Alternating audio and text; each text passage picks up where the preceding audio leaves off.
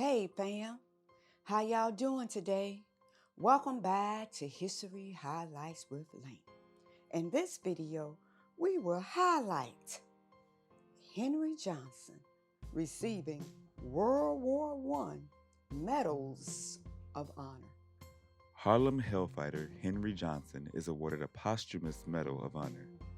The medal comes after a decades-long effort by Johnson's family and New York Senator Chuck Schumer to recognize Johnson's bravery and service during World War I. Henry Johnson, a railroad porter from Albany, New York, enlisted in the Army in 1917 after America's entry into the war in Europe. He joined an all-black National Guard unit, which became the all-black 369th Infantry Regiment of the American Expeditionary Force. General John J. Pershing sent the regiment to serve under French command in 1918 in order to preserve the racial segregation of the American Army, which then deployed black regiments only for menial support roles. The soldiers of the 369th, many of whom came from Harlem, earned the nickname the Harlem Hellfighters for their valor in battle. They spent 191 days on the front line, the longest stretch of active combat of any comparable regiment during the war. As a result, they also sustained more casualties than any other regiment. Some 171 members of the 369th received a prestigious French military honor. Private Henry Johnson and Private Needham Roberts were assigned to night sentry duty on May 15, 1918, in the Argonne Forest between the French and German lines. When a German raiding party attacked, Roberts was badly wounded, and Johnson was left to single-handedly fight off a dozen or more German soldiers.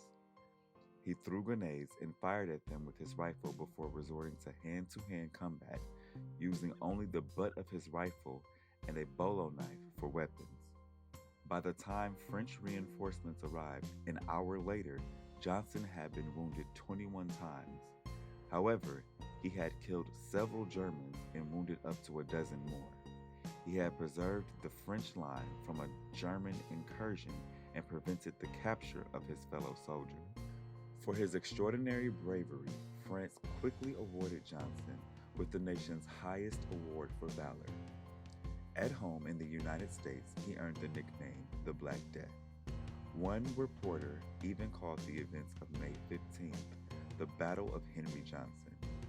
After the award, Johnson starred in the 369th Regiment Victory Parade down Fifth Avenue in Manhattan, and he featured on commemorative stamps and Army recruitment materials. However, Johnson never received disability pay for the Army. He returned to his job as a railroad porter in Albany, struggling with his extensive injuries.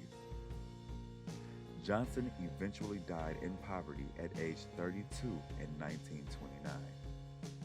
In the 1990s, Johnson's son, Herman Johnson, began lobbying for his father to receive posthumous military honors. Herman Johnson was a veteran himself, having served as a Tuskegee Airman in World War II. President Bill Clinton awarded Henry Johnson the Purple Heart in 1996. Senator Chuck Schumer took up Johnson's case, and in 2002, the U.S. Army awarded Johnson the Distinguished Service Cross, the branch's second highest honor. Schumer's staff unearthed documents which bolstered Johnson's case, including a memo from General Pershing praising his heroism and an eyewitness account of the attack from Private Roberts. Finally, on June 2, 2015, President Barack Obama awarded Henry Johnson the posthumous Medal of Honor, America's highest military award for valor. So, there you have it. A little bit of history on Henry Johnson receiving World War I Medals of Honor. Be well, stay safe, and stay in peace, not pieces. Don't forget to subscribe and hit that bell. Word of the year, hope. hope. Hope. Keep hope alive and take care of your mental health. See you soon.